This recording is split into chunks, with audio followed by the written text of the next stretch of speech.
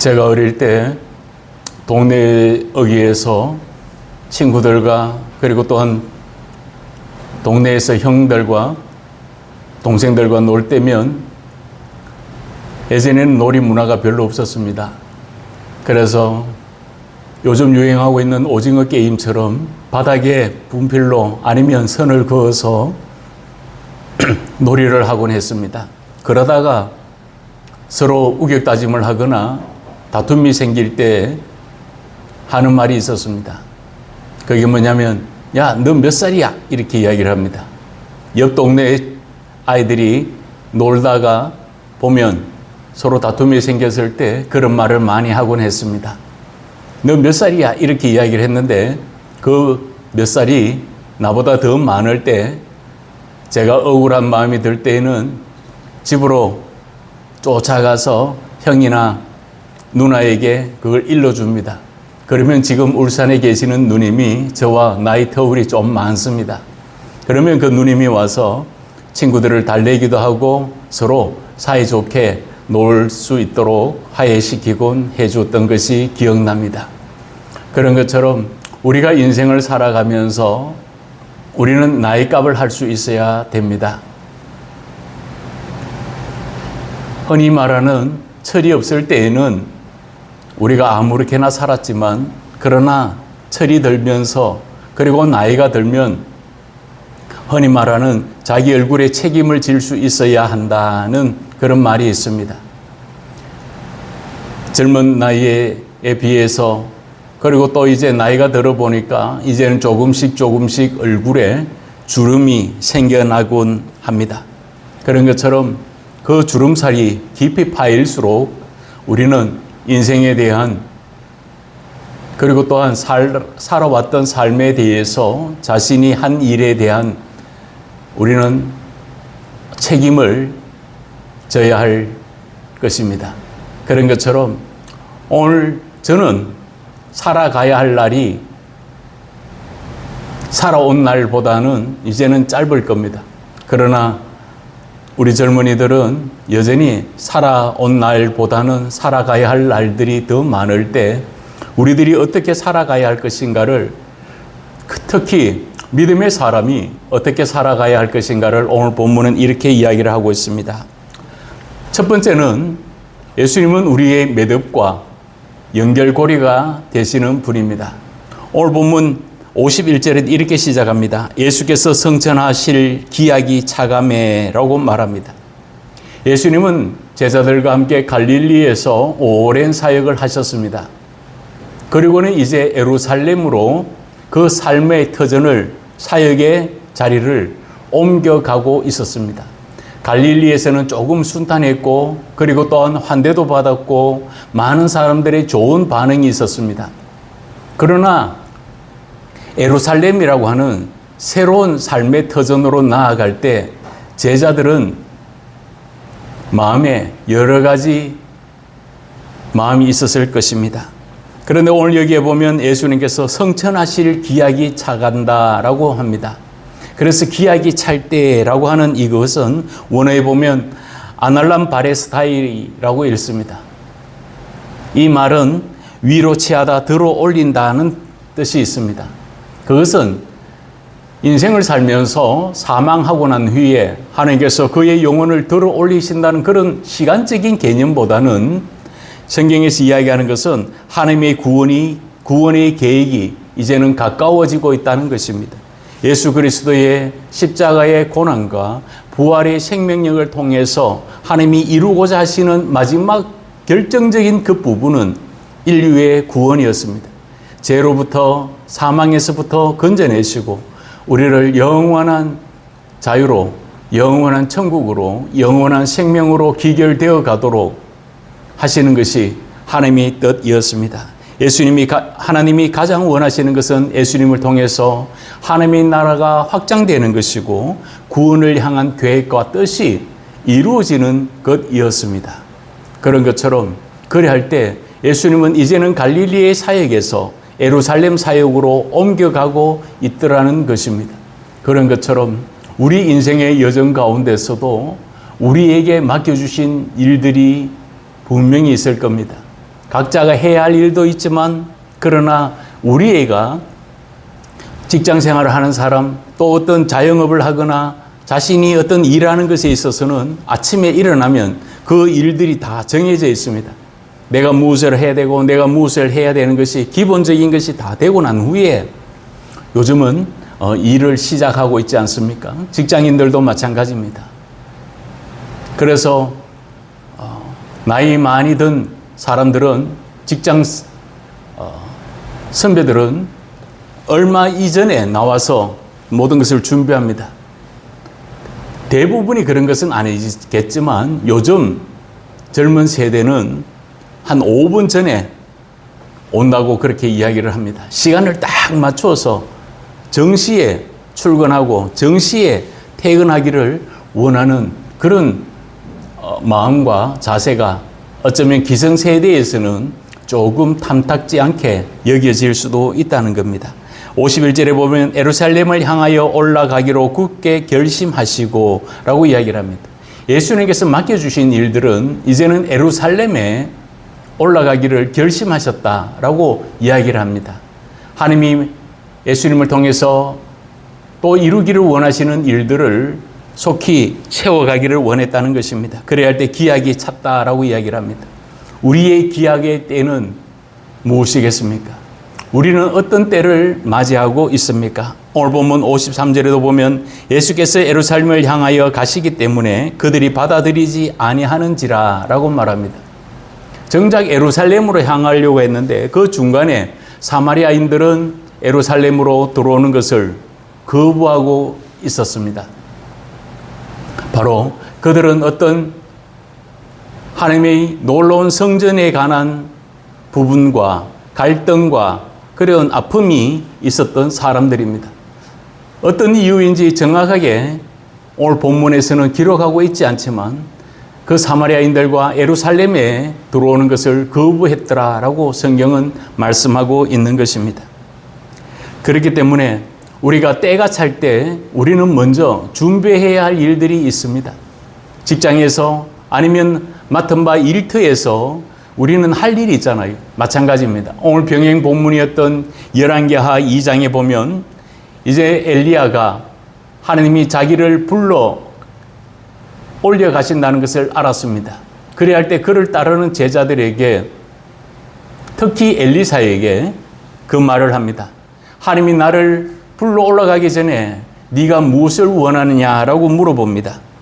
2장 9절에 보면 그놈의 엘리야가 엘리사에게 이르되 나를 너에게서 데려감을 당하기 전에 내가 너에게 어떻게 할지를 구하라. 엘리사가 이르되 당신의 성령이 하시는 역사가 갑절이나 내게 있게 하소서 하는지라 라고 이야기를 합니다. 성령의 역사가 갑절이나 임하기를 원했습니다. 그는 다른 것을 구하지 않았습니다.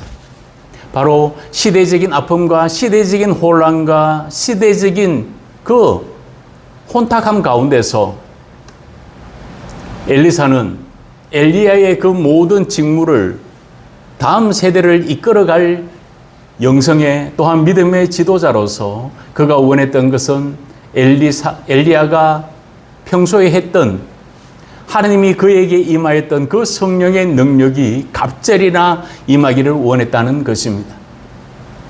갑절이라고 하는 것은 배를 이야기하지만 수치로는 몇 배에 관한 부분입니다. 엘리사가 자신의 스승이었던 엘리야의 능력에 관한 분량에 관한 어떤 질적인 부분만을 이야기한 것이 아닙니다. 바로 엘리야 시대를 넘어서 엘리사 시대에 이를 때에는 더 많은 시대적인 혼탁과 하나님과의 관계성의 소멸과 그리고 또한 많은 어려움들을 이겨내기는 그 자신의 역량의 한계임을 그는 알았을 때 그가 끊임없이 구했던 것이 성령의 갑절이었습니다. 그럴 때 엘리야는 말했습니다. 네가 너무 힘들고 어려운 것을 구하는구나 라고 그렇게 이야기를 합니다. 그래서 그들은 길갈에서 베델에서 여리고로 계속해서 옮겨갑니다. 그럴 때 엘리사는 스승의 발자취를 놓치지 않았습니다. 끝까지 엘리야에게 임했던 하나님의 그 놀라운 능력이 갑절이나 임하기를 구했을 때 그는 길갈에 가도 따라갔습니다. 베델에 가도 따라갔습니다. 베델에서 여리고로 또 옮겨갈 때 그는 여전히 따라가는 모습이 있습니다. 그런데 성경에 보면 다른 엘리야의 제자들이 하는 행동이 있습니다. 열왕기하 2장 7절에 보면 선지자의 제자 50명이 가서 멀리 서서 바라보며 그 두 사람이 요단가에 서 있더니라고 성경은 말합니다. 똑같은 장소입니다. 똑같은 자신이 모셨던 스승인 이 엘리야가 하나님의 부르심을 입기 전에 원하는 것이 무엇이냐라고 하는 그 음성을 듣는 역사적인 현장에 있었습니다. 그러나 그들은 멀리 서서 구경꾼의 모습으로 있더라는 것입니다. 구경꾼에게는 아무런 역사가 일어나지 않습니다. 방관자에게는 아무것도 일어나지 않습니다. 하지만 아주 작은 것으로부터 헌신되어지고 수고하고 봉사하고 기도하며 하나님의 뜻을 찾을 때 하나님은 더 많은 것들을 채워주심을 우리는 기억해야 합니다. 예수님은 고난과 부활의 생명과 성령의 능력을 제자들에게 매듭짓고 그리고 또한 연결고리로 제자들에게 연결시켜 주시는 분이었습니다. 하지만 제자들은 수많은 선지자의 제자들처럼 준비되어 있지 못한 상황이었습니다. 오늘 우리도 무슨 일을 하기 전에 우리가 준비해야 할 것들이 있는 것처럼 우리들은 우리의 삶을 뒤돌아보며 또 항상 돌아봐야 합니다. 그래서 매일매일 일기를 쓰는 분이 있고 메모를 하는 분이 있고 하루를 돌아보면서 내가 무엇을 잘못했는지 내가 무엇을 했는지 결산하는 그런 삶이 필요합니다. 하다못해 우리가 어떤 일을 할 때도 하루하루를 결산하지 않습니까? 자영업을 하시거나 다른 일을 하시는 분은 포스기 앞에서 하루의 그 결산을 꼭 합니다. 그래서 필요한 물품이 무엇인지 그리고 또 내일 써야 할 준비가 무엇인지 직장에서도 마찬가지일 겁니다. 내일 발표해야 될 프레젠테이션이 무엇인지를 생각하고 그것을 준비해가고 그것을 기획하고 그것을 또 실천해가는 직장인들처럼 믿음의 사람들에게는 하나님이 우리에게 일을 맡겨주실 때 그것을 위해서 준비하는 삶의 과정이 연결고리가 되신 예수 그리스도를 통해서 우리는 이루어져 가야 한다는 것입니다. 두 번째는 우리가 무엇을 구하고 있는가 하는 것입니다. 많은 사람들이 특히 사마리아의 사람들이 예루살렘에 오는 것을 거부했을 때 제자들이 하는 말이 54절입니다. 제자 야고보와 요한이 이를 보고 이르되 주여 우리가 불을 명하여 하늘로부터 내려 저들을 멸하라 하기를 원하시나이까? 라고 그렇게 말합니다. 야고보와 요한이 바로 성품이 가장 다혈질적이었고 급했던 것처럼 보입니다. 그래서 드러나는 반응에 대해서 뭐라고 이야기합니까? 하늘에서 불이 내려서 이 모두를 다 태워 죽이라고 할까요? 라고 이야기를 했습니다. 그것은 오해였고 그리고 또한 그것은 교만이었습니다. 그들에게는 하늘에서부터 불이 내릴 그런 능력이 없습니다. 구하지도 않았습니다. 그러나 자신의 삶이 관철되지 못하고 자신의 삶에 걸림돌이 생겼을 때 그들의 입장은 무엇입니까? 예수님께 구하지 않았습니다. 예수님 어떻게 해야 될까요? 라고 의견을 물어보거나 하나님께 기도하지도 않았습니다. 그들은 곧장 예수님과 함께 계시는데 뭐가 문제냐고 이야기를 하고 하늘에서 불이 내려서 이 모두를 다 죽여버리자고 그렇게 하는 너무나 폭력적이고 너무나 다혈질적인 그런 모습을 보이고 있었습니다. 그럴 때 예수님께서 꾸짖으시며 말씀합니다. 너희는 무슨 정신으로 말하는지 모르겠다라고 이야기를 합니다. 그래서 이 부분이 너희가 무슨 정신으로 말하는지 모르겠다라고 하는 이 부분이 없는 부분도 있습니다. 그런데 다른 사본에 이 부분이 있기 때문에 아마 옮겨진 것 같습니다. 그런 것처럼 예수님은 말씀합니다.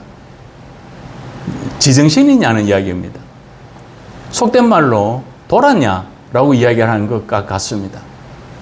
하나님이 주시는 능력은 그런 데 쓰는 것이 아니라고 이야기를 했습니다. 예전에 어떤 분이 금식하고 있었습니다. 그래서 제가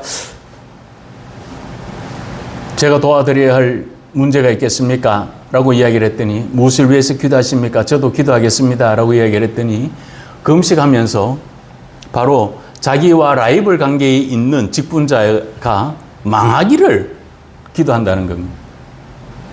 그래서 그런 기도는 하나님이 응답도 하지 않으실 뿐만 아니라 그런 기도는 무가치한 것이고 의미 없습니다. 금식을 하지 마십시오. 그리고 또 이런 기도는 하지 마십시오. 라고 얘기를 했습니다. 성경에 기록되어 있는 금식은 무엇입니까? 하나님이 원하시는 금식은 라고 이야기할 때 압제당하는 자를 자유케 하고 라고 이야기를 합니다. 상처와 고난과 역경 가운데 있는 자를 또한 도와주기 위해서 힘쓰기 위해서 하는 것입니다. 희년의 정신도 마찬가지입니다. 성경에 기록되어 있는 희년의 정신도 약자를 위한 배려였고 약자를 위한 도움이었습니다. 추수할 때에 모퉁이에 있는 부분에 있는 것과 또한 추수하여서 나다를 품고 가다가 떨어뜨리는 것은 갖고 가지 말라고 하는 것은 그냥 놔두라고 합니다. 그건 누구 목입니까? 나그네 된 자, 그리고 또한 고아된 자, 과부된 자의 양식이라고 성경은 여러 곳에서 이야기하고 있습니다. 오늘 우리의 삶의 여정 가운데서 우리는 어떤 것을 구하고 살아가고 있는가를 우리는 또한 돌아봐야 합니다. 예수님은 말씀하셨습니다. 너희들이 무슨 정신으로 그렇게 구하느냐라고 말씀하시고 이어서 인자는 사람의 생명을 멸하러 온 것이 아니고 구하러 왔노라 라고 이야기를 합니다. 너희들이 3년이라고 하는 이 짧다면 짧은 세월이고 길다고 하면 긴 이 세월들 가운데서 나를 따라다니면서 내가 이 땅에 온 이유를 너희들이 모르는구나 라고 이야기를 했습니다. 인간을 멸하기 위해서 아니라 죄에서부터 구하고 영원한 사망에서부터 생명으로 옮김받은 그것을 위한 하나님의 사랑과 하나님의 은혜를 더하기 위해서 오셨다고 하는 것을 잊어버렸습니다. 요한복음 10장이 이렇게 말했습니다. 도둑이 오는 것은 도둑질하고 죽이고 멸망시키려는 것뿐이요 내가 온 것은 양으로 생명을 얻게 하고 더 풍성히 얻게 하려는 것이라 라고 말씀하셨지만 이들은 그 모든 것들을 잃어버렸습니다. 에스겔 시대에도 이런 말씀을 합니다. 이스라엘 지도자들에 대해서 잘못된 부분을 책망하면서 하시는 말입니다. 너희가 그 연약한 자를 강하게 아니하며 병든 자를 고치지 아니하며 상한 자를 싸매어 주지 아니하며 쫓긴 자를 돌아오게 아니하며 잃어버린 자를 찾지 아니하고 다만 광포로 그것들을 다스렸도다 라고 말합니다. 지금 시대나 수천 년 전이나 인간이 살아가는 삶의 여정 가운데서 잘못된 지도자들의 모습이 어떻습니까? 강한 자에게는 비굴하게 약하게 구웁니다. 그런데 약한 자에게는 바로 그들을 압제하고 그들을 강압적으로 다스리려고 하는 그런 못된 인간의 본성이 있는 것입니다. 아무리 양육과 강식의 세대이지만 오늘 이 시대를 살아가는 우리들에게도 마찬가지입니다. 우리는 약한 자에게 한없이 약한 자가 되어야 됩니다. 강한 자에게 오히려 불법과 불의와 잘못된 법치와 기준과 상식을 잃어버린 자에게는 모두가 예할지라도 아니요 라고 말할 수 있는 사람이 되어야 됩니다.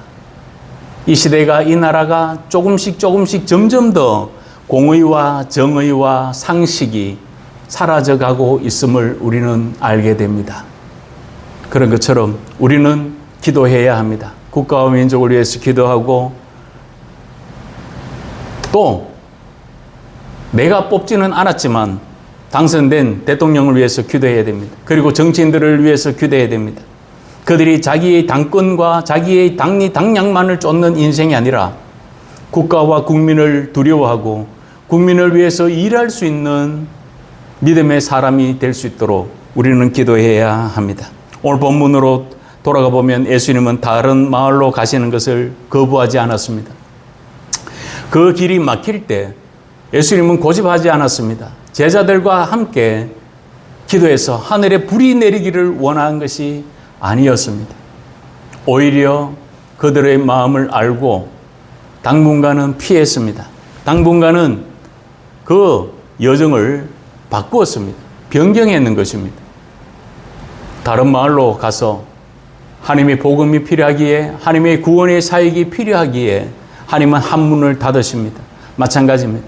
우리 인생의 여정 가운데서 우리의 삶의 문이 닫힐 때, 해결점이 보이지 않을 때 우리는 억지로 열려고 해결하려고 하는 자가 아니라 우리는 하나님께 맡기고 기도하며 힘써야 합니다. 아무것도 하지 말라는 뜻이 아닙니다. 기도만 하라는 뜻이 아닙니다. 기도도 해야 됩니다. 기도만 하는 자는 어떻게 되겠습니까? 그런 것처럼 우리는 기도도 하고 하나님이 내게 주신 은혜와 내게 주시는 응답의 일들을 위해서도 우리는 또 돌아서 가야 합니다. 야고보 사도가 이렇게 권면합니다. 오직 위로부터 난 지혜는 첫째 성결하고 다음에 화평하고 관용하고 양순하며 긍휼과 선한 열매가 가득하고 편벽과 거짓이 없나니 화평케 하는 자들은 화평으로 심어 의의 열매를 거두느니라 라고 말합니다. 야고보가 바로 오늘 본문에서는 야고보와 요한이 하늘에서 불이 내리기를 원했지만 이제는 그가 예수님이 승천하시고 난 후에 성령의 은혜를 입고 성령의 도우심 가운데 사역할 때 뭐라고 이야기합니까? 화평을 쫓아라 이야기를 합니다. 의의 열매를 맺어 가십시오 라고 그렇게 변화되더라는 것입니다. 사람은 웬만해서는 안 바뀝니다. 조금 달라질 수는 있을 겁니다. 지식을 통해서 아니면 교육을 통해서 어떤 인생의 체험을 통해서 고난이나 축복이나 이런 성공이나 이런 부분을 통해서 조금씩 바뀔 수는 있습니다. 그러나 아무리 달라진다 할지라도 사람을 바꿀 수 있는 분은 아무도 없습니다.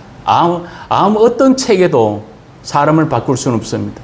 사람을 변화시킬 수 있는 분은 오직 하나님, 또 예수 그리스도 뿐임을 우리는 기억해야 합니다. 우리들은 삶을 통해서 많은 믿음의 열매와 헌신과 섬김을 통한 일들이 지속되도록 우리 함께 같이 힘쓰고 나아가야 합니다. 우리에게는 남은 시간이 얼마 없습니다. 일전에 제가 잘 알고 있는 지인이 이제는 생명이 다하고 그리고 또한 희귀병에 걸렸을 때 그 의사가 가족들을 불러십시오 라고 이야기를 했습니다. 가족을 부르고 난 후에 이야기를 합니다.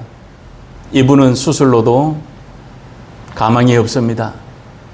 그러니 이제는 하고 싶은 것 마음대로 하시고 그동안 병 그리고 또한 치유를 위해서 회복을 위해서 치료를 위해서 먹지 못했던 음식 있으면 마음껏 드시고 그렇게 세상을 정리했으면 좋겠습니다 라고 이야기를 했습니다. 시간이 얼마 없다는 것입니다.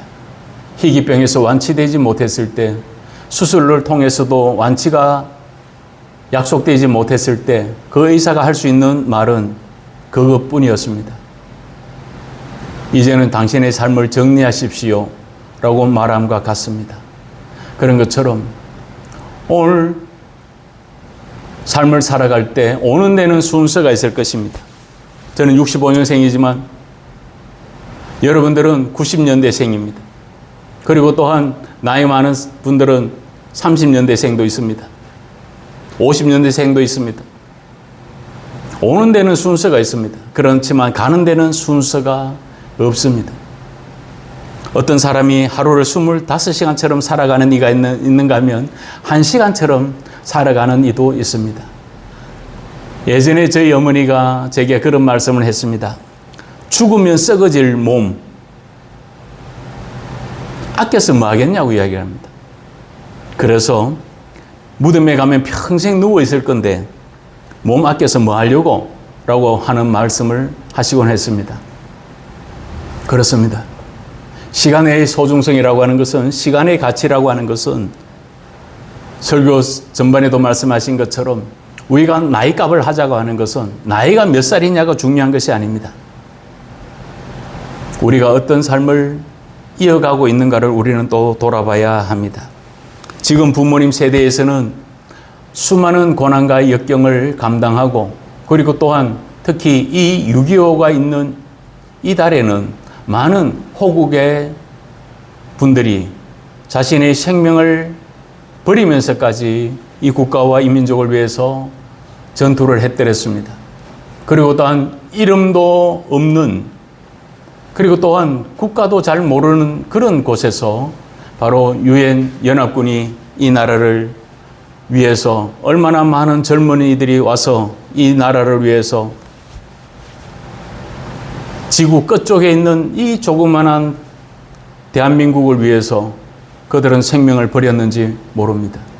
그렇기 때문에 우리는 이 부분을 중요하게 여겨야 되는 것입니다. 호국이라고 하는 것은 국가를 위해서 독립군들이 자기의 전 생애를 바쳤던 것처럼, 민주화를 위해서 민주화 열사들이 자신의 삶을 드렸던 것처럼, 그런데 독립군 후손들은 지금도 가난하게 사는 분들도 많습니다.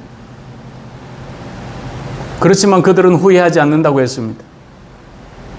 민주화 운동할 때도 수많은 사람들이 바로 독재에 대해서 운동을 했습니다. 집회도 하고 매도 맞고 고문도 당했습니다. 그런데 그분들은 어느 부분도 바로 민주화를 위해서 일했을 뿐이지 자기의 영화와 자기의 영광을 위한 이력서 한 줄 써내려가는 것을 원하지 않았습니다. 전부는 아니지만 일부 어떤 사람은 자신이 민주화 운동을 했노라고, 어떤 부분에서 해서 고문을 당했노라고 말하기도 합니다. 그것은 지극히 잘못된 일입니다. 우리가 어느 부분이든지 하나님의 약속을 위해서 나아갈 때 우리에게 주어진 삶의 시간들을 우리는 가치 있게 보낼 수 있는 저와 여러분들 되기를 바랍니다. 그래서 예수님은 그 가는 길에 다른 사람을 만납니다. 57절에 길 가실 때에 어떤 사람이 여짜오되 어디로 가시든지 나는 따르리이다 라고 말할 때 예수님께서는 나는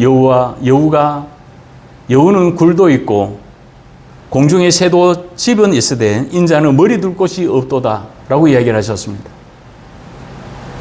나를 따르겠습니다, 예수님을 따르겠습니다 라고 이야기할 때 예수님은 내가 거할 곳은 여기가 아니다 라고 말씀해 주고 계십니다. 그럴 때 60절에 보면 장례를 앞둔 자에게도 이렇게 말씀합니다. 이르시되 죽은 자들로 자기의 죽은 자들을 장사하게 하고 너는 가서 하나님의 나라를 전파하라 하시고 라고 말합니다. 장례를 준비하고 있는 자가 예수님을 따르기를 원했습니다. 그럴 때 예수님을 따르는 자는 분명히 이야기했습니다. 내가 가서 이 장례를 다 치르고 예수님을 따르겠습니다 라고 말할 때 예수님께서는 죽은 자에게 장례를 맡기고 너는 나를 따르라 라고 이야기를 합니다. 우리는 이런 부분들에 대해서 성경을 잘못 해석하면 안 됩니다. 가족도 필요 없고 조상도 필요 없고 장례도 필요 없다 라고 하는 그런 부분으로 받아들이면 안 됩니다. 예수님은 바로 불효하라고 말한 것이 아닙니다. 효도하지 말라는 뜻이 아닙니다. 장례를 하지 말라는 뜻이 아니라 거기 보면 죽은 자들로 자기의 죽은 자들을 장사하게 하고 너는 할 일이 있다는 것입니다. 가서 하나님의 나라를 전파하라 라고 말합니다. 복음을 전하는 일에 하나님의 일을 이루는 일에 우선순위를 두라는 뜻입니다. 그래서 네게 맡겨진 그 일들의 우선순위를 위해서 그 다음 장래에 관한 부분들은 조금 다른 사람에게 맡기고 너는 이 일을 하라는 뜻입니다. 우리가 잘못 받아들이면 어떻습니까? 그래서 혹자들은 오해합니다. 기독교는 쌍놈들이라고, 기독교는 불효자들이라고, 제사도 안 지내지 그렇게 이야기를 합니다. 추도식도 안 하지 그렇게 이야기를 합니다. 아니요, 그런 게 아닙니다. 하나님은 산자의 하나님이십니다. 우리는 단지 절을 안 할 뿐이지 장례를 왜 안 지내겠습니까?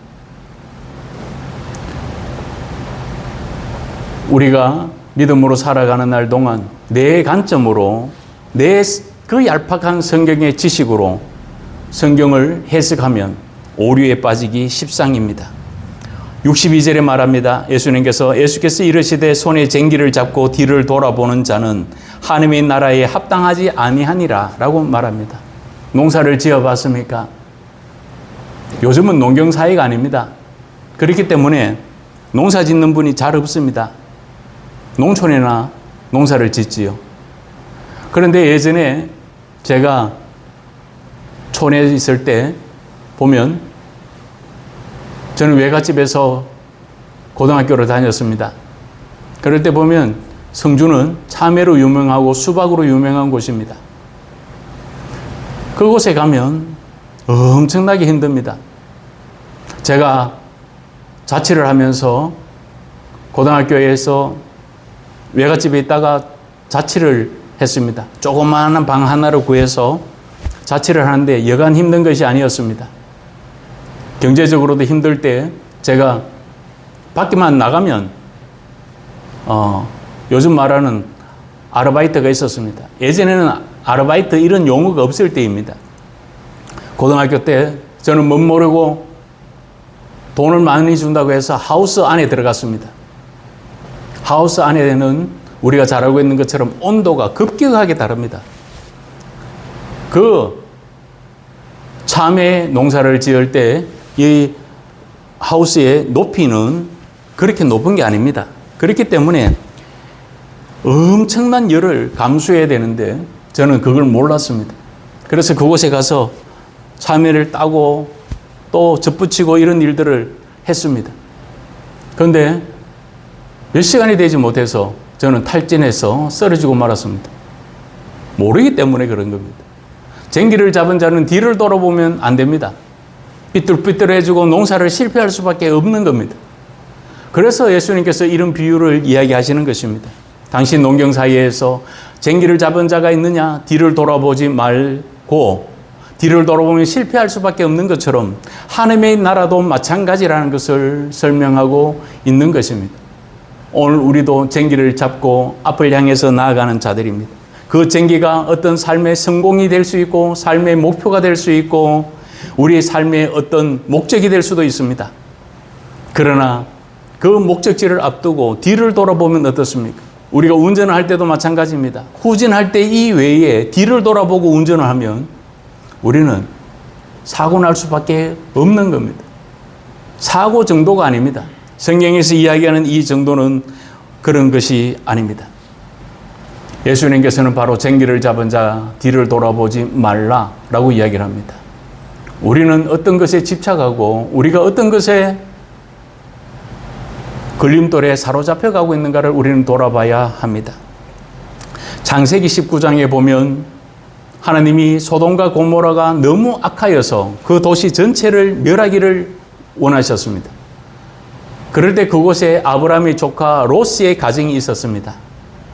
그래서 천사를 보내서 롯에게 소돔과 고모라가 곧 유황불로 땅이 갈라지고 지진이 나서 이 도시 전체가 멸망할 것이니 피하라고 이야기할 때 롯이 겁을 냅니다. 두려워합니다.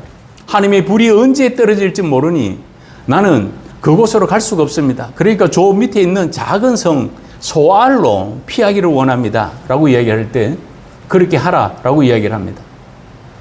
허용을 해 주었습니다. 그래서 그곳에 가는 길에 성경에 보면 창세기 19장 26절에 롯의 아내는 뒤를 돌아보았으므로 소금 기둥이 되었더라 라고 이야기를 합니다.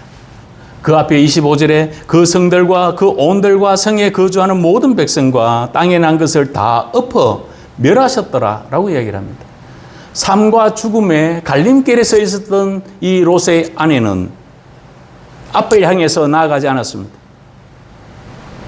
하나님이 허락한 가장 가까운 곳 소알로 피하기를 허락했지만 소알을 향해서 나아가지 않고 바로 자기가 고돔과 소모라에서 어느 정도 자리를 구축하고 안정되었고 평안하고 형통해졌던 그 삶의 모든 것들을 다 두고 맨몸으로 나올 수밖에 없었던 그 상황이었습니다. 그래야 할 때 롯은 자기가 두고 온 것에 대한 돌아봄이 있었습니다. 너무 아까웠을 겁니다. 자기의 오랜 세월 동안 그곳에서 자기의 삶을 자리매김해 왔고 형통해 왔고 하나님이 주시는 그 복을 누리고 살아왔던 그 환경을 버리고 따라오게 된 것입니다. 그래야 때 그는 뒤를 돌아보고 말았습니다. 그래야 때 성경에는 소금 기둥이 되었다라고 성경은 말씀하고 있습니다. 우리는 어떤 것을 내려놓지 못하고 있습니까? 우리가 어떤 것에 집착하고 있습니까? 우리가 어느 부분이든지 그렇다고 우리가 희망을 가지지 말라는 뜻이 아닙니다. 소망하는 것을 버리라는 뜻이 아닙니다. 누차 말씀드리는 거지만 삶의 우선 가운데서 우리가 믿음을 앞두고 성령의 인도하심을 힘입어 살아가자는 것입니다. 마태복음 26장에 말합니다. 이에 예수께서 제자들에게 이르시되 누구든지 나를 따라오려거든 자기를 부인하고 자기 십자가를 지고 나를 따를 것이니라 라고 이야기를 했습니다. 자기를 부인하라고 하셨습니다. 자기 십자가를 지고 나를 따르라고 했었지 어떤 것도 나와의 관계성 속에서 무엇을 우선할 것인가를 예수님은 알려주고 계십니다. 말씀을 맺겠습니다. 오늘 본문을 통해서 예수님께서는 막힘이 있을 때 돌아서셨습니다.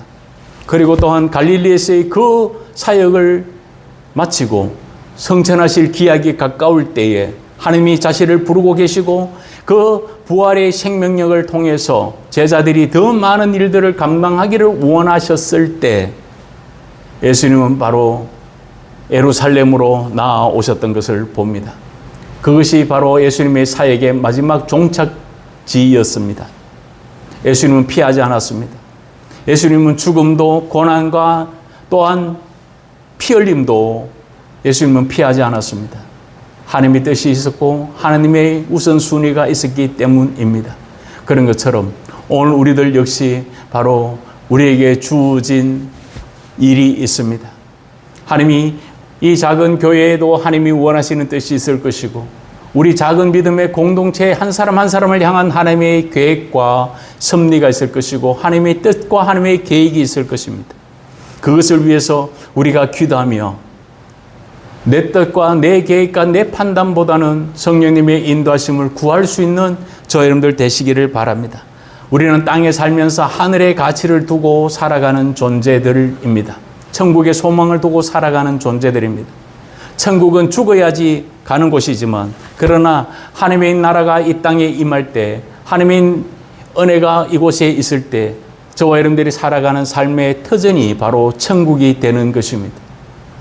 그곳에 하나님의 은혜가 있고 그곳에 하나님의 복주심이 있고 그곳에 하나님의 약속하심이 있을 때 우리에게 맡겨주신 가치를 이루어가도록 우리는 삶의 우선순위를 두고 우리가 함께 나아갑시다. 너희가 먼저 그 나라와 의를 구하라. 그리하면 이 모든 것들을 너희에게 더해 주시리라 라고 말씀하신 것처럼 우리가 삶의 우선순위를 두고 기도하며 하나님의 약속을 바라보고 살아가실 수 있는 저 여러분들 되시기를 주님의 이름으로 부탁을 드립니다.